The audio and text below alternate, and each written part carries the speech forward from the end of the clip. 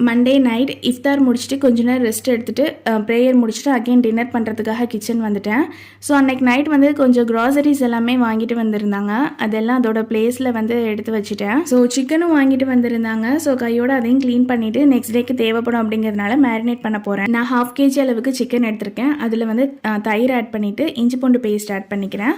1 teaspoon chilli powder, 1 teaspoon paprika சேர்த்துருக்கேன். இந்த டைமில் வந்து கசூரி மேத்தி சேர்க்கணும். என்கிட்ட கசூரி மேத்தி இல்லை அப்படிங்கிறதுனால நான் ஆரிகானோ சேர்த்துருக்கேன். ஸோ சோயா சாஸ் கொஞ்சமாக சேர்த்துட்டு லெமன் ஜூஸ் ஆட் பண்ணிக்கிறேன். அதுக்கப்புறம் கொஞ்சமாக உப்பு, 1 டீஸ்பூன் அளவுக்கு சீரகத்தூள் சேர்த்துருக்கேன். ஸோ ஒரே ஒரு முட்டையை உடச்சி ஊற்றிட்டு நல்லா மிக்ஸ் பண்ணிவிட்டு ஓவர் நைட் நான் மேரினேட் பண்ணி வச்சுக்கிட்டேன். அண்ட் ஃப்ரை பண்ணுறப்போ வந்து கார்ன்ஃப்ளவர் சேர்த்துட்டு நம்ம ஃப்ரை பண்ணிக்கலாம்.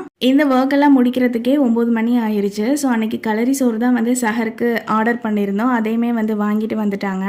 நீங்கள் இப்போ தான் என்னோடய சேனலை ஃபர்ஸ்ட் டைமாக பார்க்குறீங்க அப்படின்னா மறக்காமல் சப்ஸ்கிரைப் பண்ணிவிட்டு எனக்கு சப்போர்ட் பண்ணுங்கள். தேங்க்யூ.